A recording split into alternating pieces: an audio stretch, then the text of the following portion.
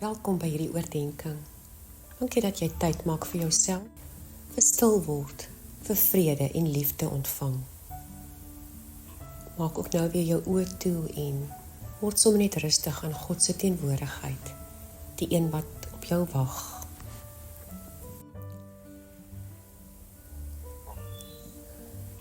Dana Snyman skryf in een van sy aangrypende rubrieke sy ervaring oor Tant Kowa.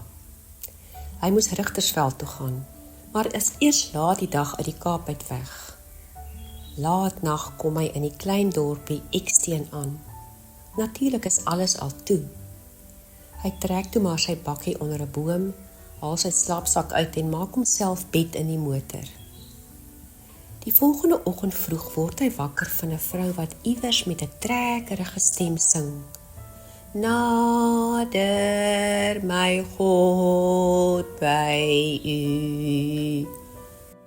Hy het eers gedink hy droom, maar toe besef hy die stem kom van die huisie oor kan die pad.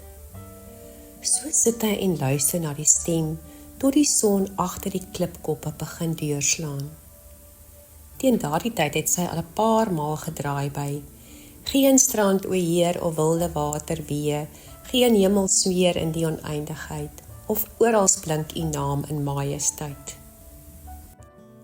Toe die son se lig 'n bietjie skerper word, sien hy die singende tante, wat langs haar wit gekalkte huisie se voordeur sit. Dit lyk nie of sy bewus is van sy teenwoordigheid nie. Hy het opgestaan en na die tante gestap.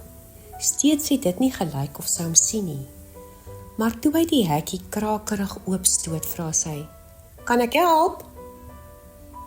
Halfskamerig verduidelik Dana dat hy laat aand van die Kaap af daar aangekom het en die nag voor haar huis in die motor geslaap het. "Ooh," sê sy, "jou tante hoop nie sy het jou wakker gemaak nie. Jou tante sing mos maar so soggens. Sy kan ons nie Bybel lees nie." Dis toe met die naderstap wat Dana die twee blinde oë uit Tant Kowa se oogkaste sien staar. Hierdie storie het my so half stom gemaak, oor myself laat reflekteer. Ek het oë en 'n Bybel. Waardeer ek die voorreg daarvan regtig? Of is dit ook soos so baie ander van selfsprekende dinge, maar net iets wat ek aanvaar en nie altyd raak beleef, raak aanwend, raak waardeer nie? Ek word stil en ek bid Psalm 119, vers 105. Ek is so lief vir u woord. Ja, ek is so bly daaroor, Here. Ek weet u woord wys my elke dag presies hoe ek moet leef. Help my om altyd te onthou hoe kosbaar hierdie lig vir my op my donker pad skyn. Ja, Here, help my asseblief onthou. En toe dink ek ook, die blinde Tant Kowa het voor sonsopkoms al begin sing. En ek bid. Here, Tant Kowa het my weer herinner aan Psalm 60 vers 19 wat lees: "Bedag sal dit nie die son wees wat aan jou lig verskaf nie, en snags sal jy nie die maan nodig hê vir jou lig nie, want die Here sal vir jou lig wees, en jy sal roem in jou God.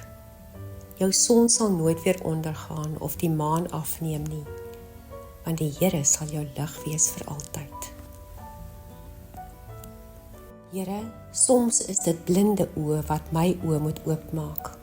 Ander kere 'n dowe mens wat ons moet leer om regtig te luister. Daar is kere wat ek na dapper rolstoelmense kyk en besef, wat 'n wonder is dit om te loop.